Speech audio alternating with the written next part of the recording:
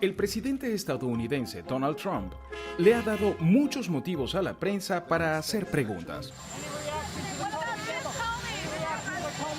Responder a esas preguntas es el difícil trabajo de Sean Spicer, su flamante secretario de prensa.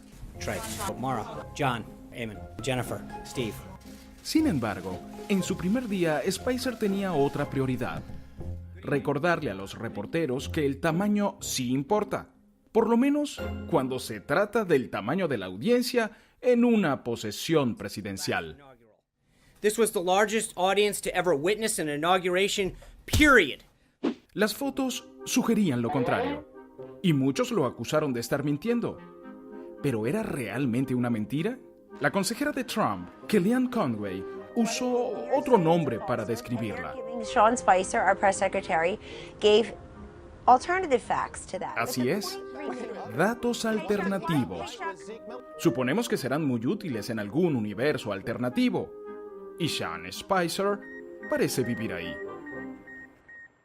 Considere, por ejemplo, este interesante dato alternativo histórico. En esta ocasión, Sean Spicer estaba hablando del dictador sirio Bashar al-Assad. Someone as despicable as Hitler, who didn't even sink to using chemical weapons. Parece que Spicer se olvidó de la norma principal de las relaciones públicas: nunca comparar a nadie con Hitler. No, he was not using the gas on his own people the same way that Assad is doing. I mean, there was clearly... Pequeño detalle histórico. Eso fue exactamente lo que le hicieron los nazis a millones de civiles, cientos de miles de ellos alemanes. Tanto odia Sean Spicer las preguntas sobre las actuaciones de su jefe, que en la noche en que despidió al jefe del FBI por motivos cuestionables, Spicer se escondió de los reporteros en los arbustos de la Casa Blanca. Ay, perdón. ¿Dijimos que Spicer estaba en los arbustos? No, cometimos la misma imperdonable falla periodística que el Washington Post, que tuvo que corregir el artículo sobre este incidente para aclarar, por petición de Spicer, que él no estaba en los arbustos, sino entre los arbustos. Precisión ante todo. Tal vez una mejor estrategia habría sido usar este sigiloso traje que usó cuando trabajaba en la presidencia de George W. Bush en el 2008. En esa ocasión, sí que pasó desapercibido. Pero ojo, a veces Spicer simplemente no tiene ni en ni entre qué esconderse, así que no le queda más opción que enfrentarse a los periodistas y darles su respuesta favorita. I don't have anything to comment on this time. I'm not going to comment. We wouldn't comment. We are not going to start commenting. We would have no further comment. We're not going to start commenting on that kind of stuff. I'm not going to comment. I can't comment. Thank you guys. Are you aware of his investigation? Spicy, como le dicen quienes se burlan constantemente de él en internet y en programas de sátira política, tiene uno de los trabajos más difíciles del mundo en este momento. Pero no debería sentirse solo.